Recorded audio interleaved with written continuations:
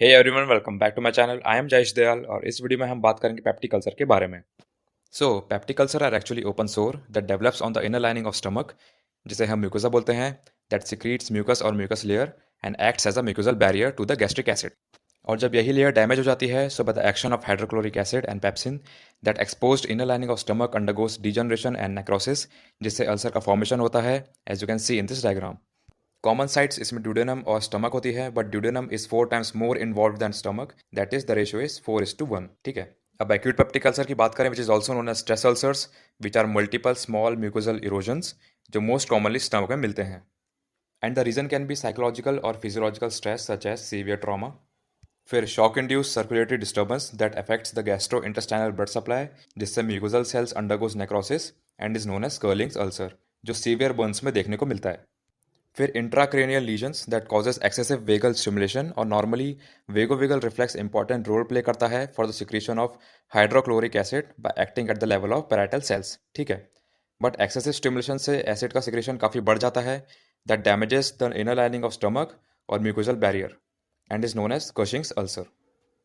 Then drugs such as aspirin, endomethacin, butazolidine, which are non-steroidal anti-inflammatory drugs, and irritants like smoke, alcohol, and coffee. So these are various reasons in the development of acute peptic ulcer.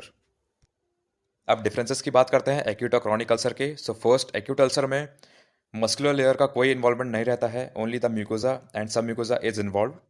Then it heals by complete re epithelialization. इसका मतलब कि कोई scar formation नहीं होता है during the healing process of this acute ulcers.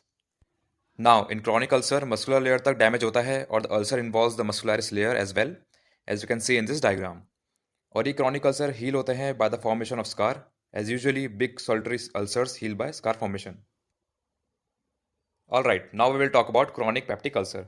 तो reason same है, that is due to disturbance in normal protective mucosal barrier और digestion of mucosal barrier. But chronic ulcer में एटियोलॉजी या कॉजेटिव फैक्टर्स अलग होते हैं, like helicobacter pylori, which is a most common micro organism involve in inducing chronic ulcers. तो जब H pylori infect करता है गैस्ट्रिक म्यूकोजा को, तो ये लार्ज अमाउंट में एक एंजाइम का फॉर्मेशन करता है, विच इज़ यूरिएज। अब यही यूरिएज यूरिया को अमोनिया और कार्बन डाइऑक्साइड में ब्रेक कर देता है, जिससे अमोनिया का कंसंट्रेशन बढ़ जाता है, which forms ammonium ion by combining with hydrogen ion of hydrochloric acid. अब यही अमोनियम आयन स्टमक के पीएच को रेस कर देते हैं, that creates a less acidic environment that weakens the protective mucous layer and makes the stomach lining more susceptible to damage from gastric acid, जिससे ultimately peptic ulcer का formation होता है। फिर नेक्स्ट है by prolonged use of non steroidal anti inflammatory drugs, जो mucosal injury को promote या induce करता है by inhibiting the prostaglandin synthesis.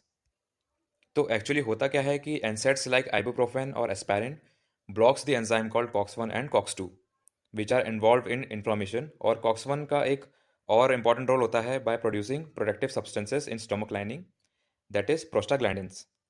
और यही प्रोस्टाग्लैंडिन्स स्टिमुलेट करते हैं म्यूकस और बाइकार्बोनेट प्रोडक्शन को।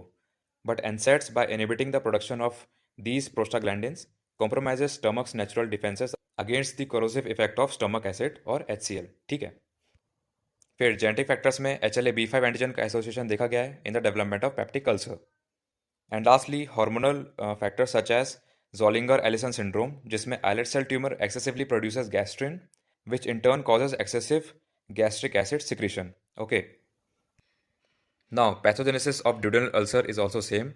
Like H. pylori, urease produce करता है along with phospholipase, protease, catalase that results in damage to mucosal defense barrier, जैसा हम पहले बात कर चुके हैं. And H. pylori infected cells pro-inflammatory mediators release करते हैं like interleukin 1, 6, 8 and tumour necrosis factor alpha, जो इन्फ्लामेशन को इंड्यूस करता है। और एक एडिशनल पॉइंट कि bacterial factors such as vacuolating toxin A, in short vac A, and cytotoxin associated gene protein cag A are involve in epithelial cell injury.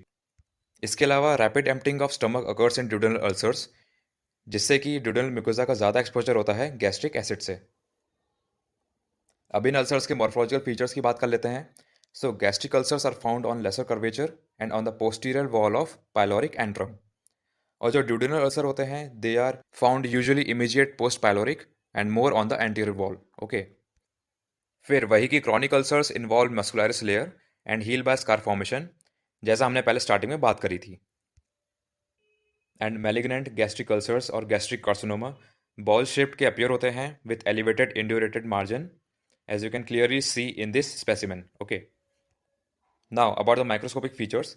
तो chronic ulcer में 4 zone मिलते हैं। फर्स्ट इज नेक्रोटिक जोन, जो base में present होता है ulcer के, having necrotic debris.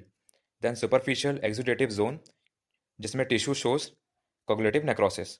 And if you want a detail video on coagulative necrosis, तो वो आपको मेरे इस चैनल पर मिल जाएगी।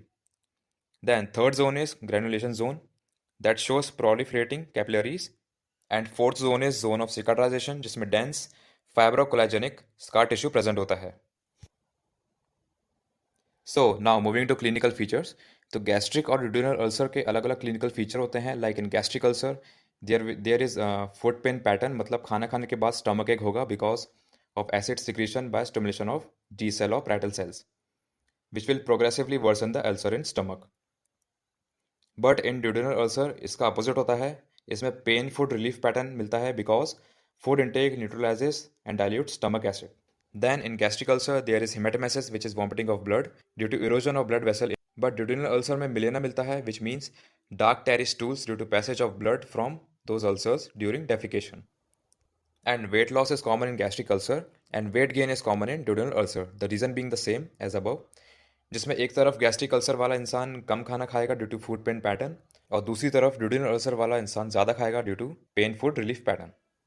Then during palpation or abdominal examination in gastric ulcer, deep tenderness in midline in epigastrium is found, whereas in duodenal ulcer, deep tenderness in right hypochondrium is found due to its anatomical position. और night pen gastric ulcers में नहीं मिलता है, जबकि duodenal ulcer में night pen is common. अब last में complication के बारे में डिस्कस कर लेते हैं। So first is obstruction. Gastric outlet या पाइलोरस के आसपास अगर फाइब्रस स्कार फॉर्म होता है तो ऑब्स्ट्रक्शन जैसी दिक्कत आती है, जिसे हम पाइलोरिक स्टेनोसिस भी बोलते हैं। और अगर कोई अल्सर लेसर कर्वेचर के अराउंड हील होता है तो stomach hourglass deformity show करता है due to fibrosis and contraction, as you can see in this image. फिर नेक्स्ट है हेमरेज। अगर कोई अल्सर के कारण ब्लड वेसल का इरोजन होगा in the base of ulcer, so it will cause bleeding and is present as either hematemesis or melena, as we just talked about, because of which iron deficiency anemia can occur in chronic blood loss. ठीक है। Now lastly perforation भी हो सकता है ulcer से, जिससे जो भी गैस्ट्रिक या ड्यूडेनल कंटेंट है वो लेसर सैक या पेरिटोनियल कैविटी में लीक होगा and will cause acute peritonitis. और एक इंपॉर्टेंट रेडियोलॉजिकल फाइंडिंग भी है, जिसे गैस अंडर द डायफ्राम और एयर अंडर द डायफ्राम बोलते हैं, जो राइट साइडेड डायफ्राम के नीचे मिलती है, since on the left side the gas or air that we see is of stomach, which is a normal finding, but right sided है तो एबनॉर्मल है एंड इंडिकेट्स परफोरेशन। ठीक है। तो इसी के साथ we are done with the topic of peptic ulcer. I hope you like the video. Do subscribe to my channel for more such videos. Thanks for watching. See you in the next video. Take care.